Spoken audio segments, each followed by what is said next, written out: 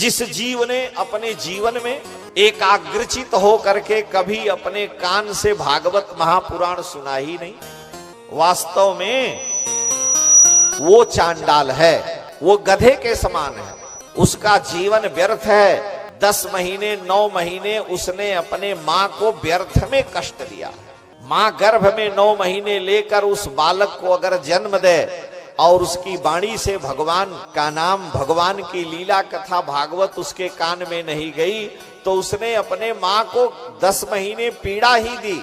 उसका जीवन व्यर्थ है।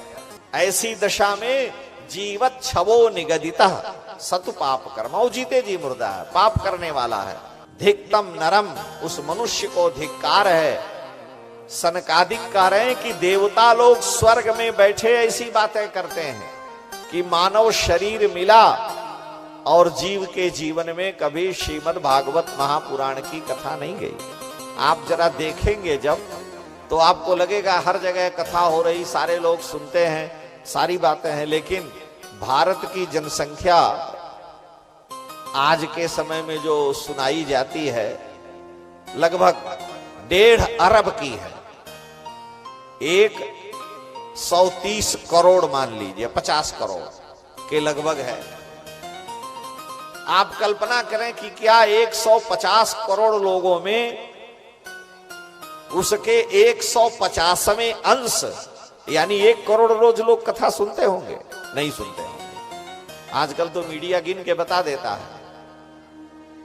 2 प्रकार से सुनने का है। एक तो घर में टीवी खोल के आप सुन रहे हैं, रात के 12 बजे, दिन में जब चाहे तब सुने, और एक प्रत्यक्ष सुन रहे हैं। दोनों में बहुत अंतर है। आप अपने घर में टीवी खोलते हैं तो उसमें देखते हैं कि बड़े बड़े पकवान, मिठाई है, नाना प्रकार के, टेटी का अचार है, आंवले का अचार, नींबू का अचार, सबका प्रचार आता है। हर प्रकार की मिठाइयों का प्रचार, कुर्सी मेज, हर चीज का प्रचार आता है। लेकिन ये बतलाइए, कभी टेलीविजन के नींबू के अचार को देख करके जीभ में पानी आता है? आ दुकान पर जाइएगा ज्यों, और अचार उसने खोला कि मुंह में पानी आ जाएगा।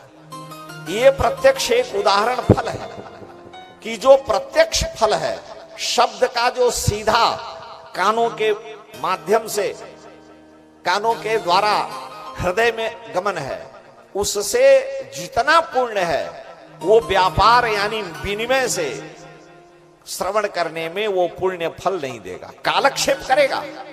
उससे आपके समय शुभ बीतेंगे, लेकिन जितना पुण्य प्रत्यक्ष फल लेने में है उतना पुण्य आप आम का पौधा पेड़ पर लगा हुआ देखेंगे, जितना मन प्रसन्न होगा, जितना सुख मिलेगा, वही टीवी में आम का पौधा देखेंगे तो वो सुख नहीं मिलेगा।